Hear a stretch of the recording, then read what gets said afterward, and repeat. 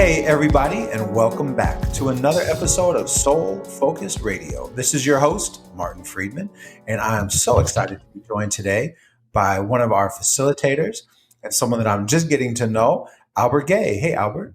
Hey, Martin, how are you, sir? And I'm doing great. Today is a good day. Glad to have another day on this journey, around the sun and in this particular forum, and excited to be able to have a conversation with you. Yeah, me too. I'm really excited to be doing this podcast with you, Martin. Known you for what's it been like two and a half years now? Yeah, I think so. I think it's a couple years. Yeah, 2-3 years since we first met. We met in Indianapolis, right? That's right. Absolutely. And tell folks, where are you coming from? Where are you coming to us? Where are you coming from today? I'm working on this talking thing. I think I'm gonna get it eventually. You and me both, Martin. Hey, Yeah. I'm coming from my great city, Gary, Indiana, up here in the Midwest, right here off the lake, otherwise known as GI. So that's where I'm coming from today. Beautiful, beautiful. Well, our listeners know that I currently am located in South Florida in the West Boca Raton area. So we're in different parts of the country, but excited to be able to connect today. So, Albert, I really want to just jump right into it. You have a very interesting story, and I'm just getting to know it better, and I really want to share it with our listeners. So let's just jump in and tell us a little bit about who you are.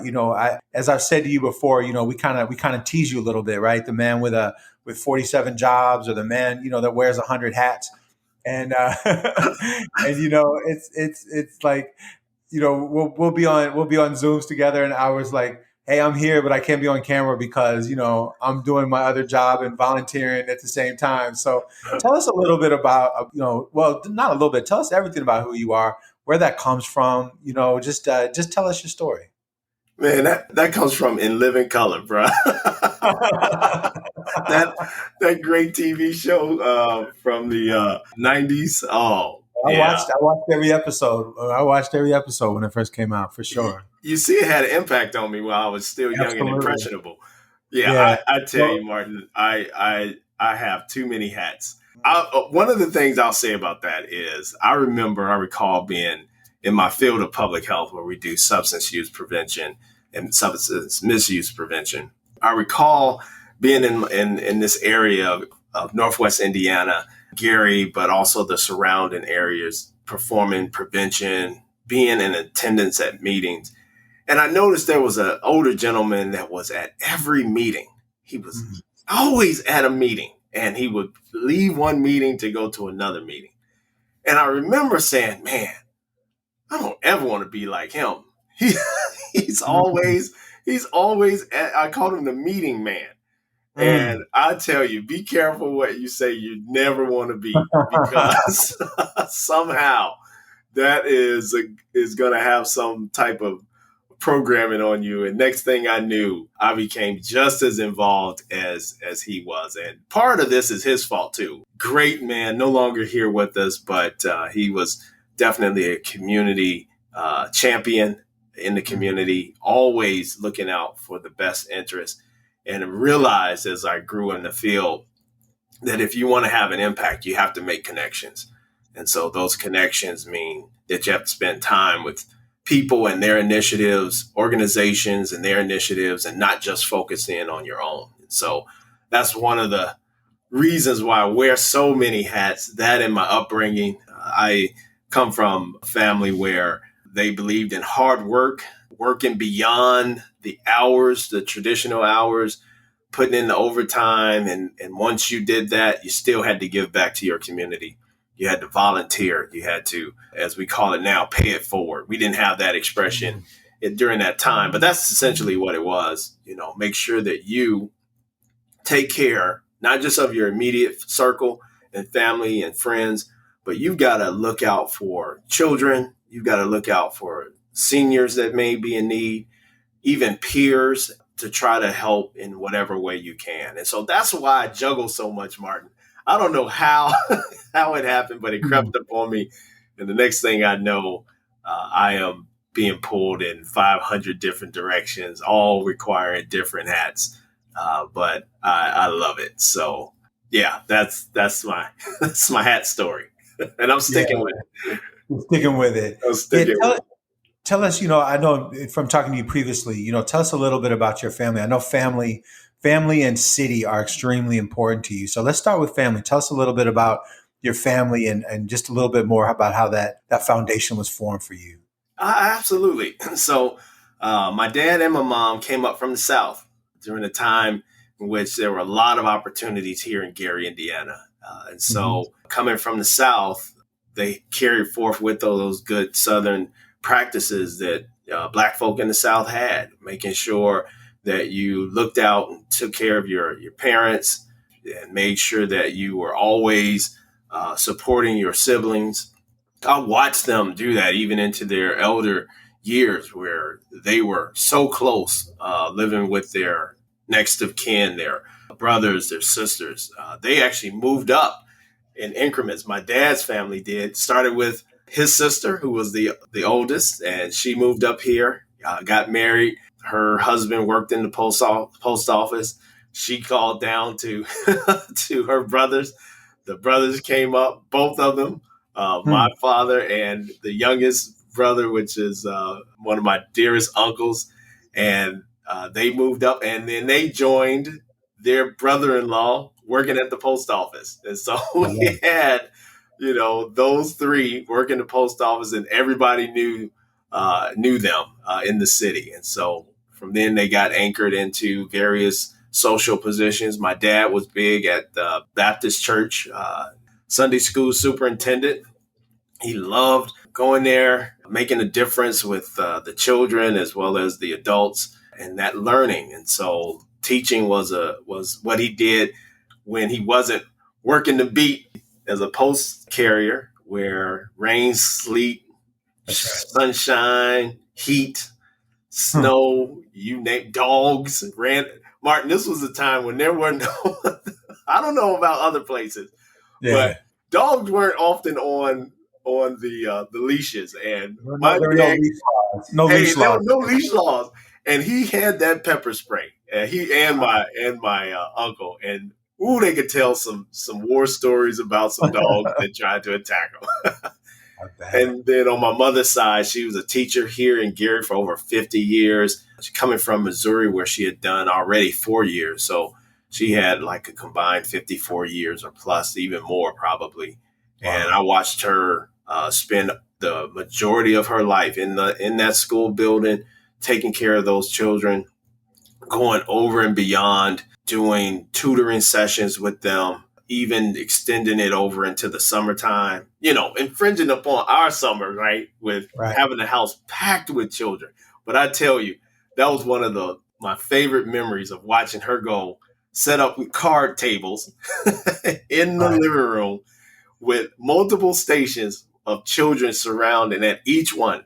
And she would go from table to table, helping with math, science. If they had English, she was helping with that, social studies, you name it. She would help adults pass tests, those that were wanting to go into the military.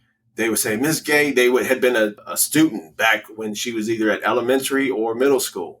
And they Right. remember how she helped them back then. And then they came to her after all those years passing. Miss Gay, would you help me?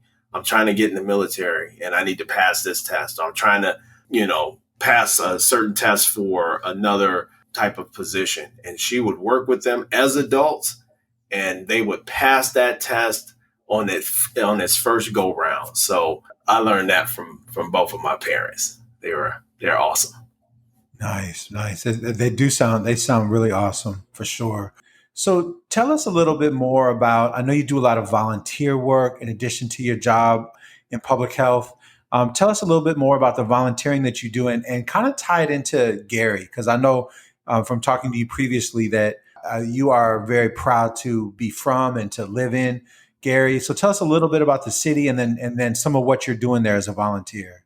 Oh yeah, as with all of us true Garyites, we are very proud of our city. If you find a Garyite, a true one, we Yeah. won't be the ones saying, "Oh, I'm from Chicago area." We never say that. We always say, "I'm from Gary, Indiana." uh, Mm. as we can stand on our own. And so part of that GI pride, as I like to call it, is that we want to take care of our own. We want to help as much as we can.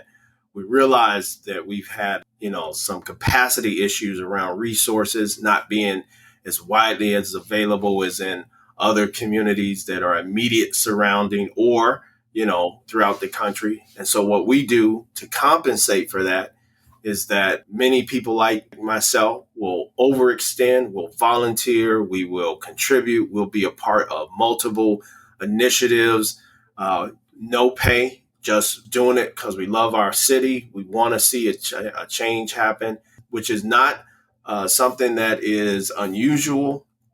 There's so many of us, Martin, even those that have left the city, keep Gary close in their hearts. And so you'll often find those individuals giving back in some way, even though they're not here physically, because we keep Gary in the heart, in the mind. And so that has a lot to do with a lot of the youth work. So I do volunteer. For some years, I volunteered as a baseball coach for Little League. Proud to say, Martin, that that Little League team of all stars is going to state along with the girls softball team, first time in years. And so they go down and they win at state.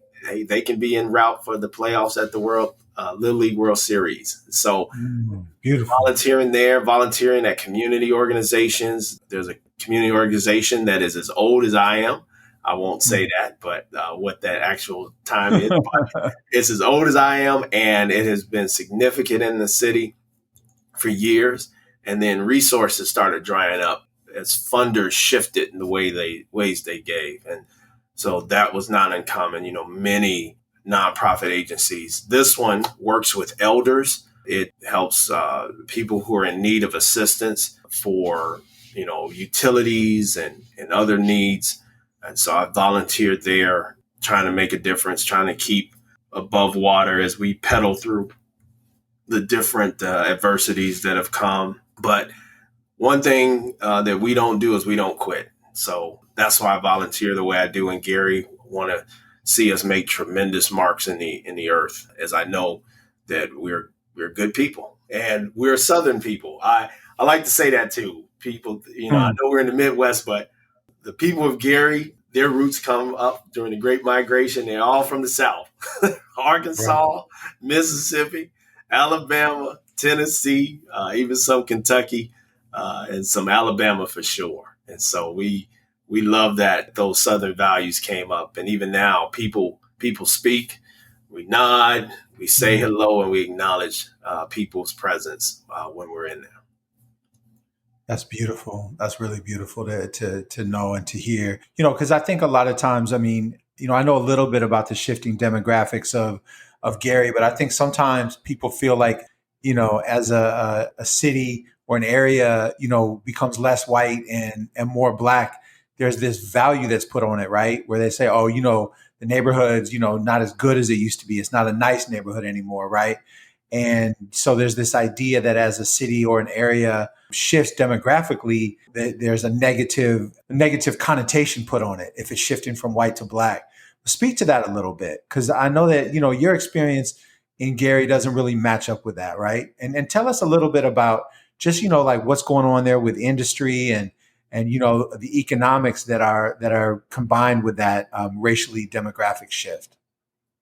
Yeah, Martin, man, that's a great question. Stigma is terrible. Stigma is a quick answer for a lot of trauma and drama that has occurred that has not been acknowledged. And so stigma is a way of just shortening things up to just emphasize the negative without the history behind it. I always have to take time and address when I tell people I'm from Gary, and I used to get this look, not so much now, which is great, which means the stigma is coming down, but I used to get this look like horrified, like I was from, an alien planet. And so usually it had to do with stigma Right. around that very issue when demographics changed and shifted from more of a white demographics to now it's black or black run city. And usually it has to do with the politics of, what happens when blacks come into power in a city politically, you see that resources end up leaving or exiting. And Right. that's on purpose. And that's throughout the United States. And that has occurred historically in our country, in that people did not want blacks to be out of a certain position. And that position was you know, number one, it was segregation. You can be in the city, but you're going to be segregated against. And then number two, if you get out of that place of segregation and you cross a line, whether it's a actual geographic line or zip code line or political line, or let alone an economic line, we're going to put you back in your place. And if we can't put you back in your place, then we'll leave, but we'll also take the resources with us. And we know historically that when black populations who had less because of the ways in which this it was designed, right, that blacks would not have equal opportunities for wealth, that when populations like as the whites that were here, when they left, they of course took the majority of the wealth. And so we've been having to do what's called a rebuild since that. And that has to do with the denial of resources as has been traditionally done whenever. And so we can name all the various communities throughout the United States that have looked to advance, that were, minority led or people of color led. And then we see how those opportunities to lead have been sabotaged in many ways by policies, by laws, or simply by business sectors deciding we're not going to do business because you got out of your place. And so Right. that's the tragedy of when we actually put high amounts of value on the hue of a skin color, as opposed to rewarding people by the works of their hand and their diligence and their brilliance, which is what I'm looking forward to. Martin, we can do that. We can change the world, sir. Absolutely. Absolutely, we can. And also, like when I listen to you talk about Gary, it's all about relationships, right? And, I know from previous conversations with you that you're really looking to be part of building Gary, financially, economically, in all levels of health, right?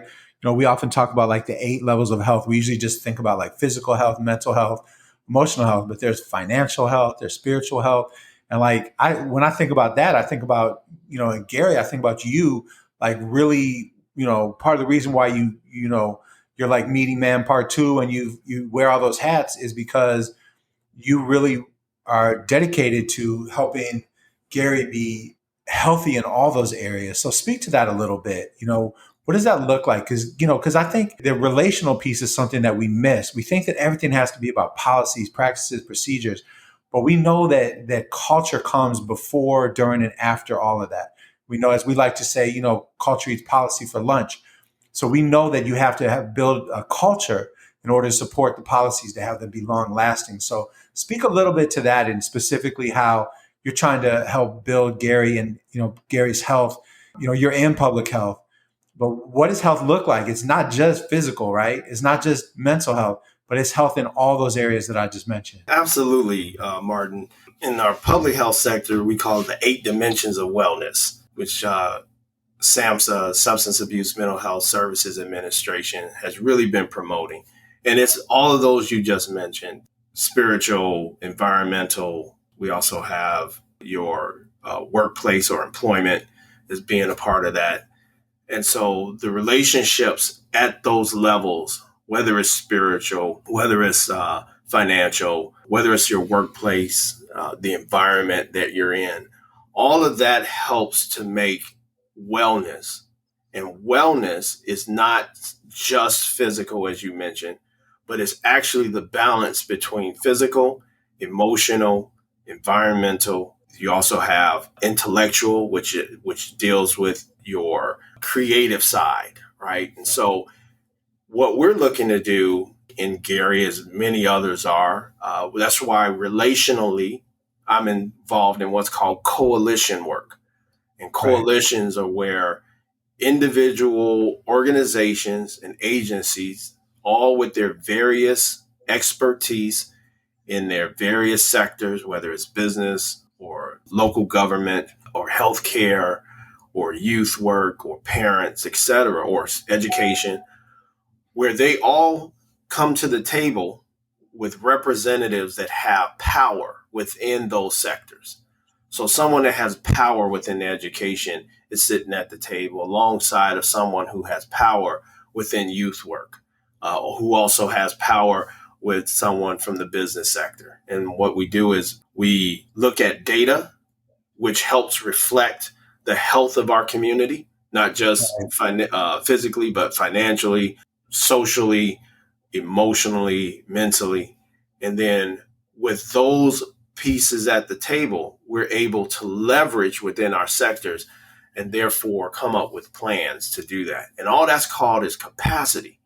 And Mm. so capacity is a huge piece of achieving that state of wellness throughout all of those 8 sectors of health that you mentioned, or those 8 areas or dimensions of wellness that we call it in our public health dogma.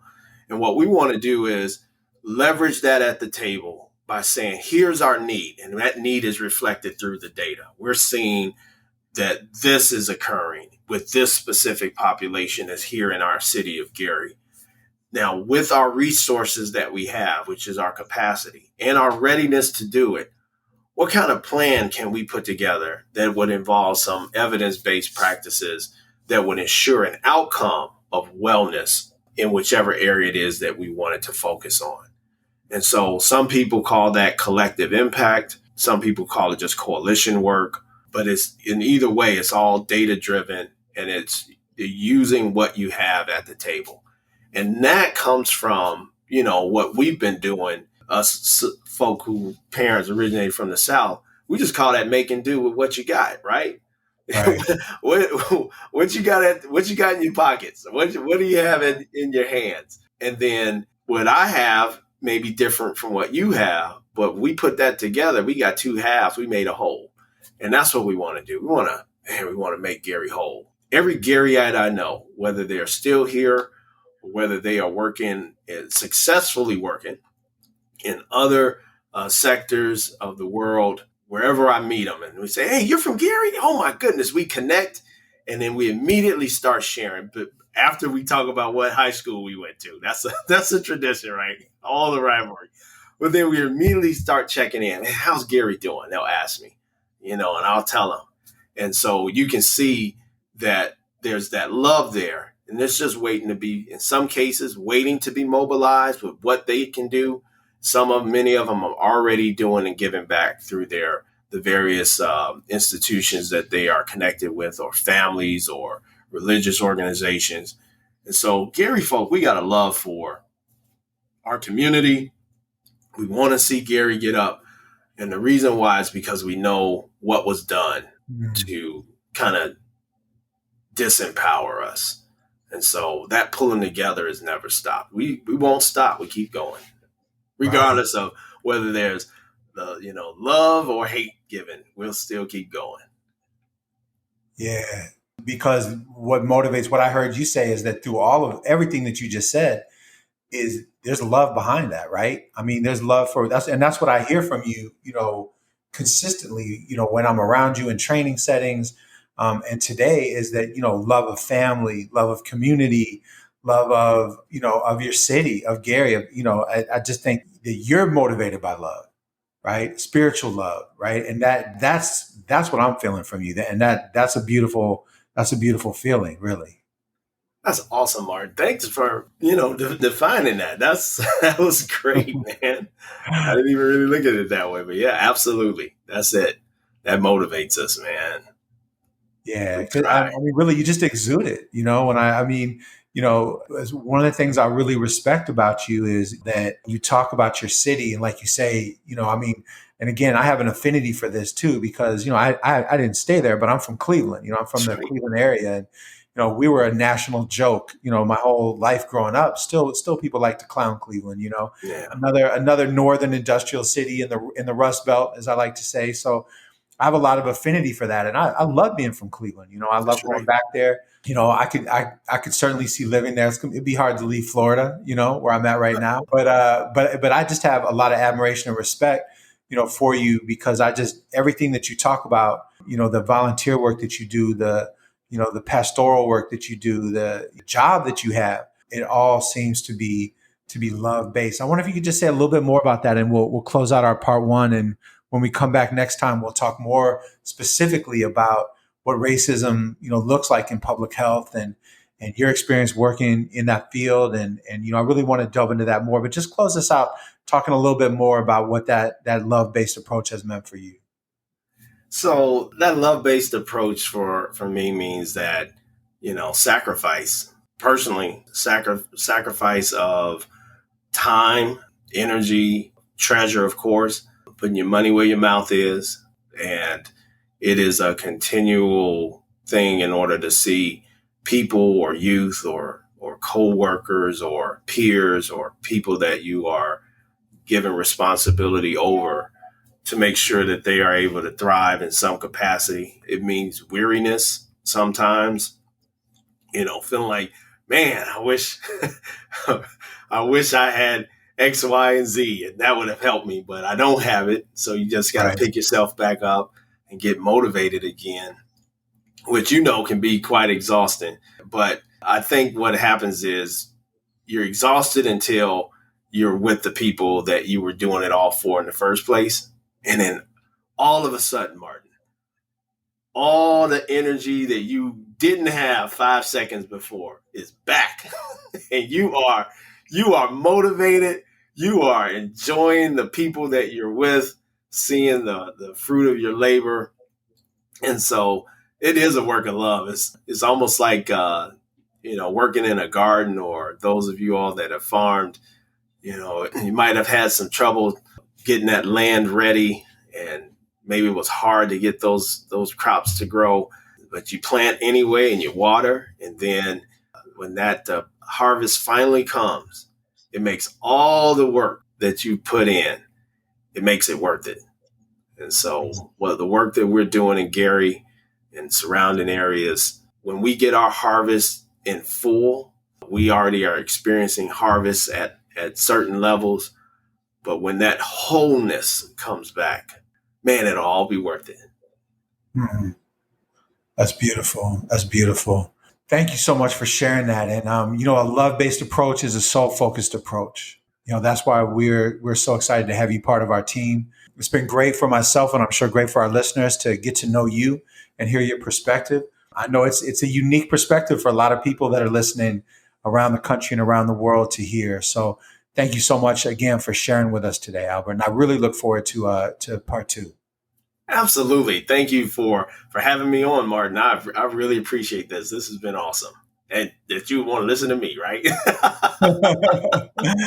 Absolutely, absolutely. And as we say that the soul focused approach is a love based approach, all of our listeners know that we love you very much, and everything we do and say comes from a place of love. Even sometimes people hear some of the things that we say and they think we're being divisive, but the truth is everything we say is about unity. It's about getting back to human solidarity. It's about us all healing collectively and individually from the impacts of racism, from the impacts of ego. So we're so excited to have all of you on this journey with us. We encourage you, as always, to go to soulfocusgroup.com. Check out everything we're doing, all of our offerings. Sign up. We're going to have some special members only podcasts coming up soon. So look for that. And as we always say, please stay safe, stay well, and most of all, stay soul focused.